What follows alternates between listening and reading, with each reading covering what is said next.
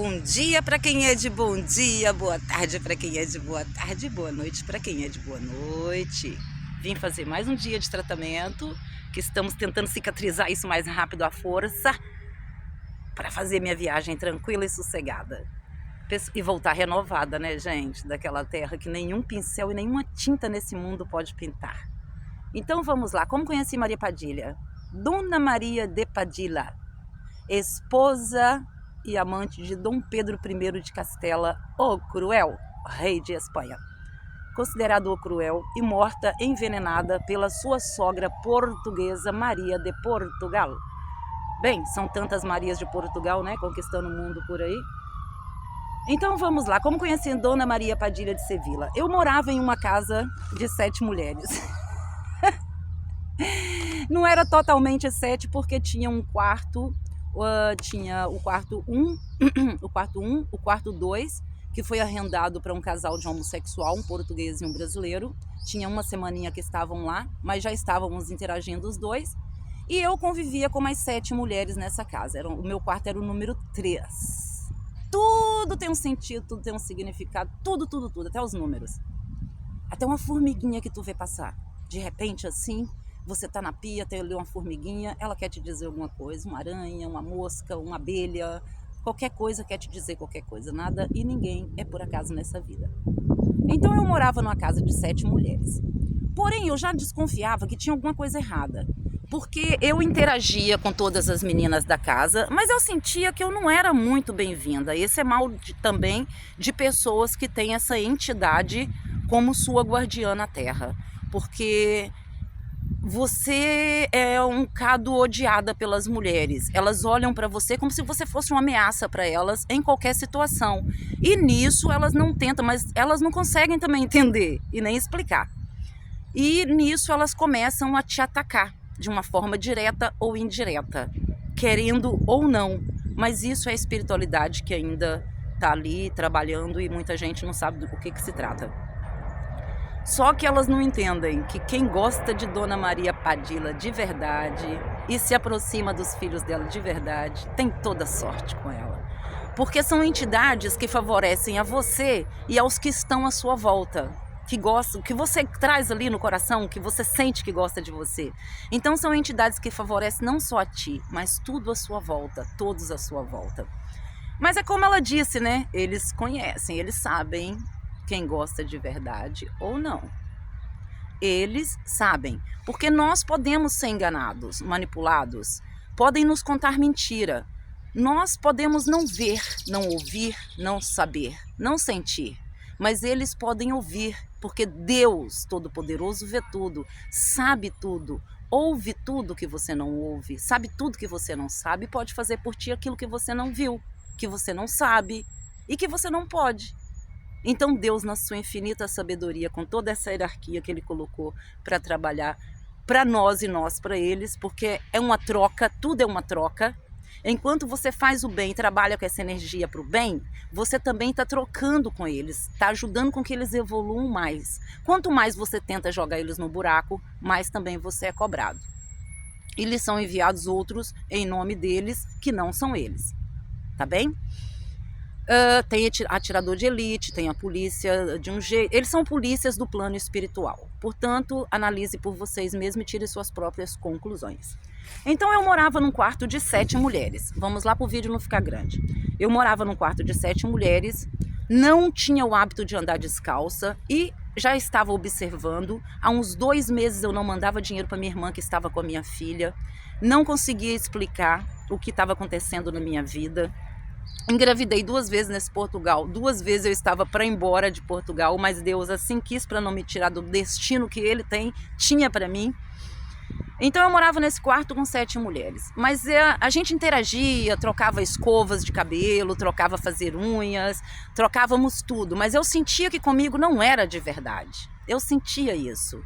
Você sente isso. E quando você não está aberto para a espiritualidade também se comunica com você de uma forma menos clara, onde você intui, onde você tem dúvidas, onde você não tem certeza, porque a sua interação com a espiritualidade ali não é clara, portanto você não consegue se aperceber de tudo. Morava um casal de homossexual no meu quarto, do lado do meu quarto, número 2, que eu já conhecia e já interagia com eles, sempre tive muita sorte com eles, sempre conviveram comigo de verdade, sem qualquer tipo de interesse.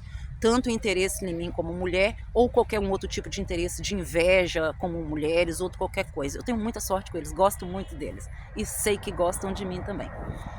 Aqueles que aprendem a me conhecer. Então eu morava nesse quarto com 7 mulheres, não tinha o hábito de andar a pé, já intuía que tinha alguma coisa de errada. Mas nesse dia eu tinha nojo de pisar pro chão afora, descalça.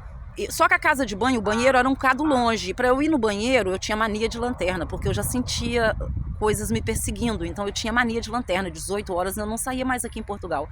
O pai da Maria lembra disso. Ele até me deu algumas lanternas de presente quando me conheceu.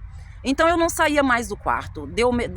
Escureceu, eu não saía. E colecionava lanternas, porque eu sentia presenças. A espiritualidade estava com pressa comigo. Mas eu não estava nem aí para a espiritualidade, porque eu sempre inventei uma forma científica, material, de explicar aquilo que acontecia comigo, que meus olhos veem e que não tem explicação, que não tinha explicação porque ninguém explica Deus, desde criança, mas o ser humano é teimoso. A nossa teimosia é boa, mas a maioria das vezes não é, porque até você aprender com a sua teimosia que ela passa a ser boa, você cai muito com ela. E a espiritualidade é assim, até te levar para o caminho que é necessário, até te levar para onde Deus quer, para o destino que Deus quer, principalmente na espiritualidade, eles te arrancam um pé, te arrancam um braço, te arrancam uma parte do corpo, mas te leva, porque a carne para a espiritualidade não é nada, é o nosso espírito, a nossa alma que precisa evoluir, não é a nossa carne. E eles vão fazer, nem que você perca uma parte do seu corpo, eles vão fazer com que você chegue lá, porque você combinou isso, não falha com Deus, né? Prometeu? Então cumpra, com Deus, pode até não cumprir com o homem, mas com Deus temos que cumprir. Então eu resolvi sair do meu quarto descalça nesse dia, já era a espiritualidade me intuindo, me induzindo e me ajudando. Quando eu pisei, abri a porta do meu quarto, que eu saí, eu pisei como se fosse em açúcar. Então o que eu fiz? Acendi a luz do corredor, peguei uma lanterna e coloquei no fundo do meu pé. E eu vi vários farelinhos, tipo açúcar, arrepiei todinha. Tipo farelinho de açúcar mesmo, só que era tudo colorido, tinha vermelho, roxo, amarelo, de todas as cores. Aí eu já fiquei assim, epa, eu já senti uma coisa ruim dentro de mim. Eu falei, cruz credo, isso é macumba que botaram na minha porta. Pensei comigo, essas mulheres não gostam de mim não. Aí que eu pude ter certeza mesmo. Tá bom, gente, a espiritualidade avisa quando vai interagir com você e quando vai se aproximar de maneira mais bruta, você sabe. Gente, depois de ter pisado nesse pozinho, eu passei 3 dias tomando café e fumando. Tomando café e fumando, eu não dormia. Eu ia na janela e voltava, eu sentia falta de ar, eu sentia palpitação, eu sentia um calor fora do normal. E eu tô, gente, que coisa estranha, eu não conseguia dormir. Passou. Quando foi na 3ª noite, às 3 horas da madrugada, eu senti aquele vento entrar pela minha janela, que a minha janela ficava de frente para a rua. Eu esqueci o nome, perto da Praça do Chile, em Lisboa. E a minha janela ficava, entrou aquele vento e depois me bateu um sono, que eu dormi, gente. Dormi o outro dia até as 2, quase 3 da tarde. Quando foi nesse outro dia, por volta, não era 18 horas ainda, eu senti alguém tocar nos meus ombros com as 2 mãos e eu sozinha dentro do meu quarto. Senti alguém pegar em mim, nos meus ombros, com as 2 mãos e tentar rodar o meu corpo. E eu olhava e ficava, o sangue de Jesus tem poder. Que isso? O sangue de Jesus tem poder. E aquilo tentava me rodar o corpo e eu tentando girar para o lado contrário. E eu só olhava para a porta, corri para a porta. Quando eu corri para a porta, gente, antes de eu tocar na maçaneta, o trinco da porta fez na minha frente, trancou a porta. Eu pegava na maçaneta e não conseguia abrir. Eu falei, meu Deus do céu, eu vou morrer, eu vou desmaiar, deve estar na hora de eu morrer. Você não sabe o que você pensa, você não sabe o que você sente. E de repente a porta destrancou sozinha, isso tudo aconteceu só.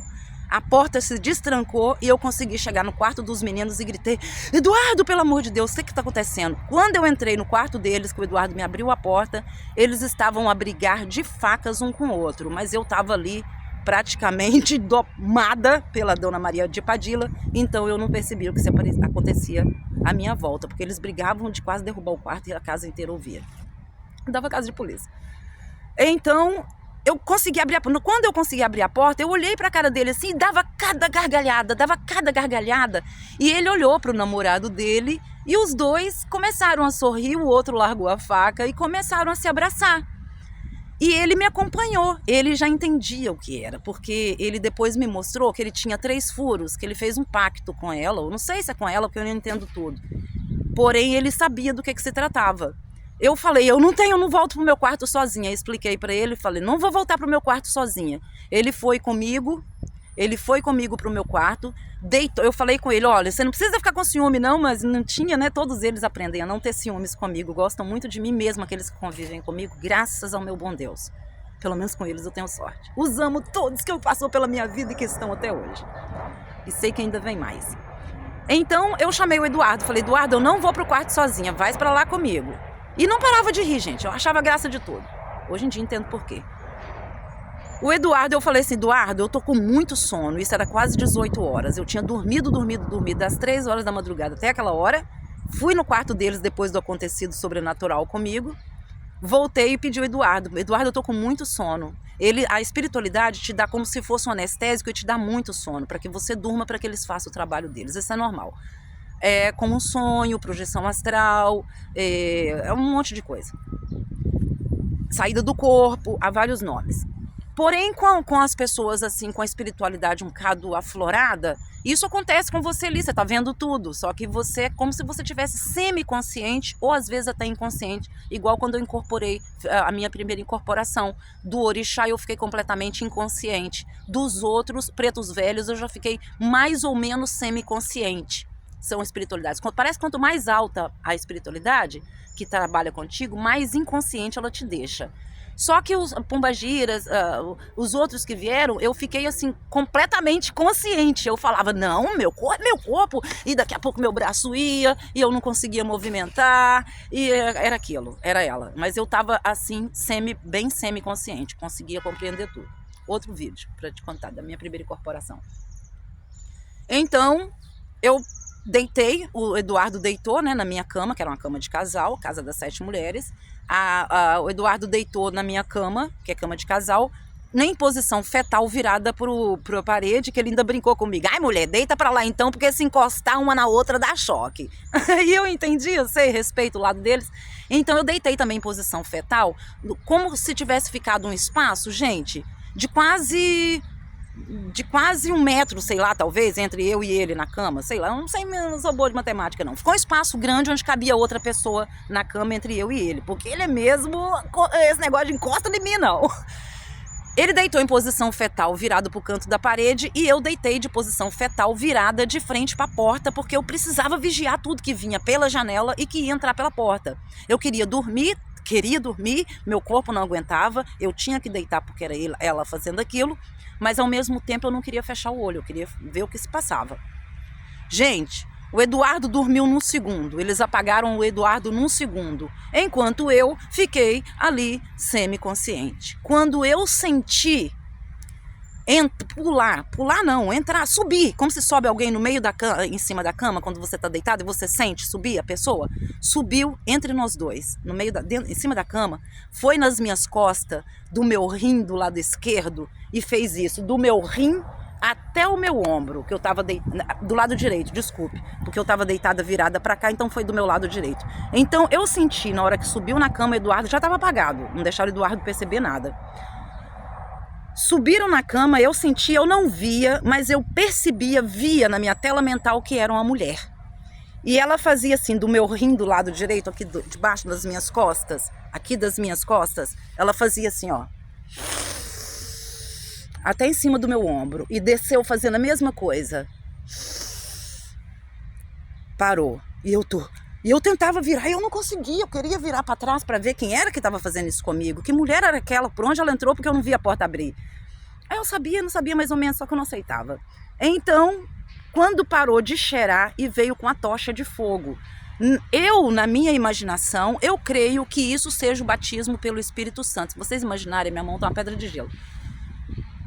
Enquanto debaixo das axilas e outros lugares transpiram de mim na água.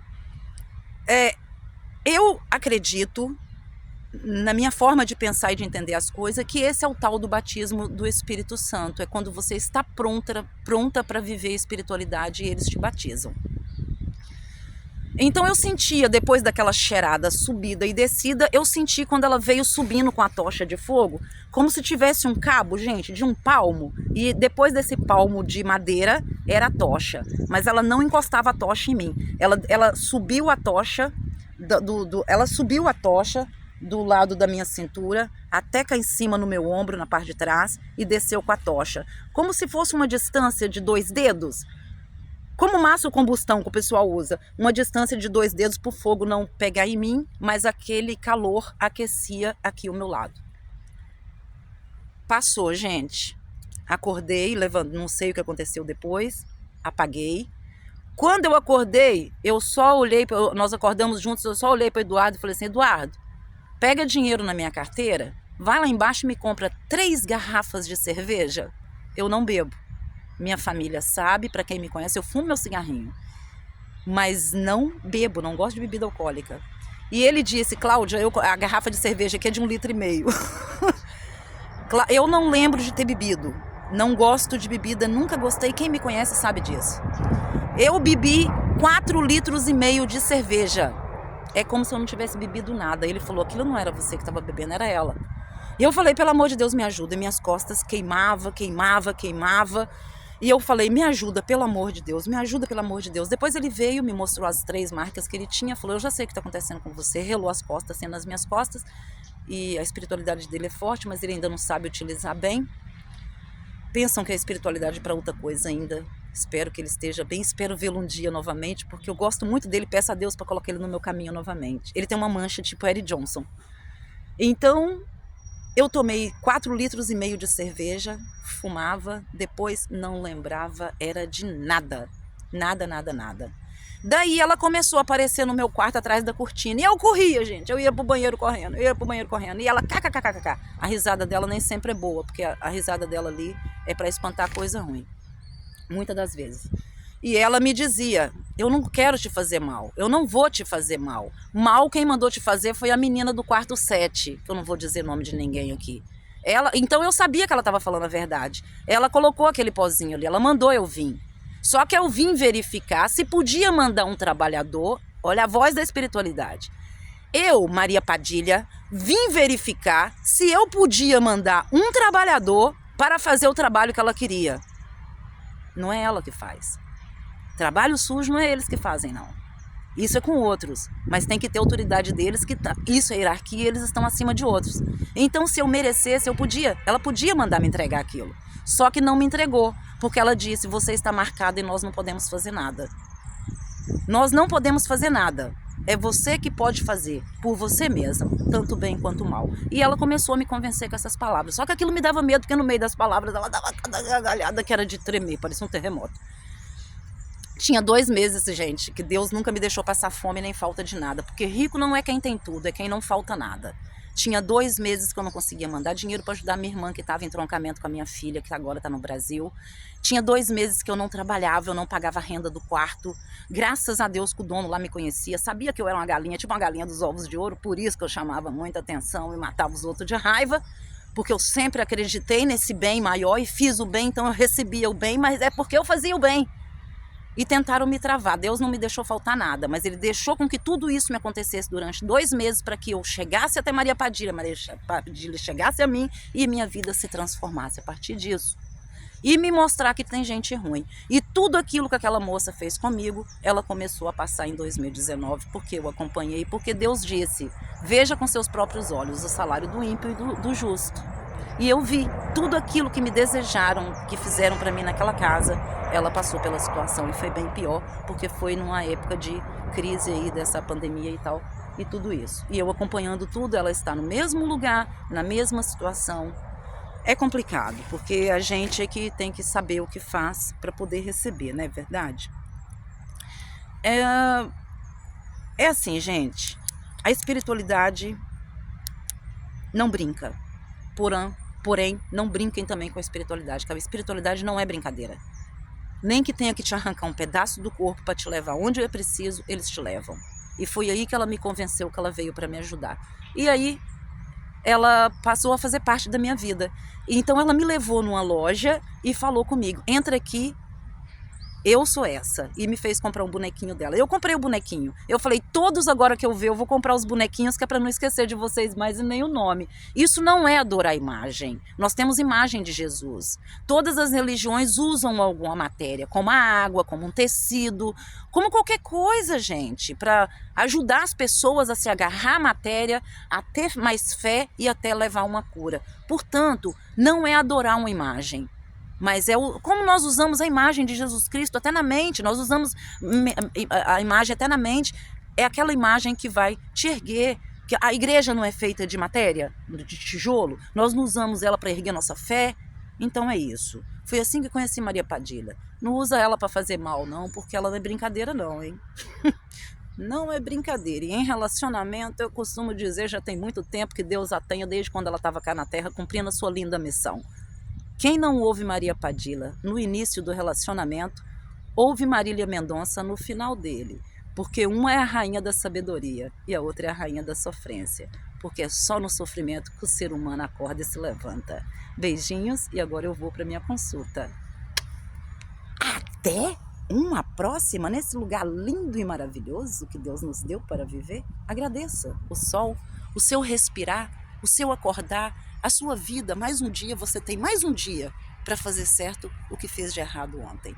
Até uma próxima. Laroê Mojumbá, minha mãe. Que Deus abençoe a cada um de vocês. Gente, Zambi é Deus. Oxalá, algumas religiões de candomblé, umbanda, falam que é Jesus, outras não. Eu acredito também que seja Jesus, porque na língua africana, antigamente, na época dos escravos, eles não podiam entrar na igreja católica a não ser para limpar. Então eles também não podiam adorar aqueles santos porque achavam que eles não tinham alma. Então eles, para não sair da sua fé e nem deixar de praticar a religião que eles praticavam, eles colocaram o nome de Deus, de Zambi, de Jesus de Pai Oxalá, de Cavaleiro, de São Jorge Guerreiro, de Ogum não, é Ogum, E vai por aí, gente, vai estudar por vocês mesmo, que vocês tiram suas próprias conclusões e não caem em erro de ninguém, porque a verdade está dentro de cada um de nós, mas precisamos buscar por ela, tá bem? Ela está aí à disposição, com o grande mestre Jesus, que distribui sabedoria tanto na matéria como na espiritualidade, para que muitos outros mestres nos ajudem. A Terra é uma grande escola, onde todos somos alunos e professores. Não ignorem nada e nem ninguém, porque todos nós somos sábios, puros, ignorantes e sei lá mais o que. Beijinho e até uma próxima.